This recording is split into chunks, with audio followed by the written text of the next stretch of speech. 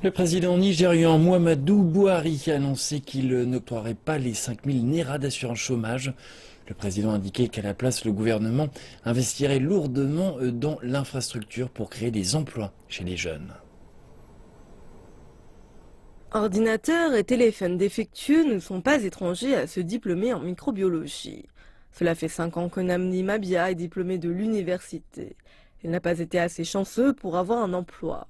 En observant ses amis dans cette entreprise depuis près d'un an, il a acquis la capacité de réparer ses objets. Mais il ne gagne pas grand-chose. Ce n'est pas suffisant pour payer ses factures. Même si ce n'est pas beaucoup, Namdi comptait sur l'allocation mensuelle de 5000 Naira que le gouvernement avait promis aux diplômés sans emploi. So for me, 5,000 Naira would have assisted me a lot. 5000 m'aurait bien aidé dans le sens où j'aurais pu trouver un équilibre.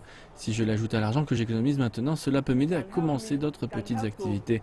Ça m'aurait aidé et facilité le lancement de cette activité. Cet argent pourrait couvrir mon transport et si mon transport est couvert, cela représente beaucoup pour moi. Small businesses. Les diplômés au chômage comme Namdi Millions ont eu de l'espoir, mais seulement une fraction de la population bénéficiera de ce que le gouvernement a désormais à offrir. Le pays dit qu'il fournira des allocations aux personnes âgées et aux handicapés. 70% des 170 millions de Nigériens sont des jeunes et environ 80% d'entre eux n'ont pas de travail et ce pourcentage continue de croître. Tous les ans, davantage de diplômés sortent de grandes institutions. Il est clair que pour l'administration du président Muhammadu Buhari, trouver un emploi pour des millions de jeunes, cela restera un problème tenace. Plus encore quand l'économie continue de subir les effets des faibles prix du pétrole. Le Nigeria dépend lourdement du pétrole brut qu'elle vend pour ses revenus.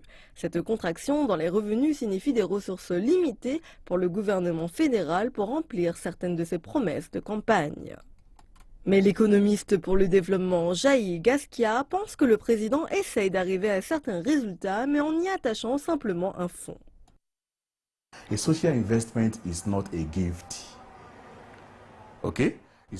Dans ce genre de situation, un investissement social n'est pas un cadeau, ce n'est pas comme le Dasuki Gate, ce n'est pas comme partager simplement de l'argent et dire « mets cet argent sur le compte de cette personne ». Il y a une raison pourquoi on appelle cela un transfert d'argent conditionnel.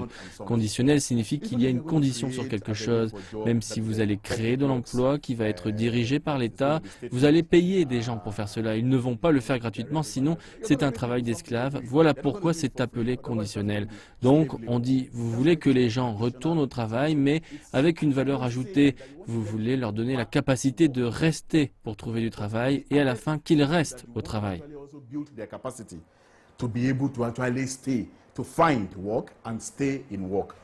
L'administration du président Buhari prépare la mise en place de plus ambitieux budgets du Nigeria. Sa stratégie est largement vue comme une tentative de raviver l'économie en effectuant de grandes dépenses dans les secteurs stratégiques et en diversifiant l'économie.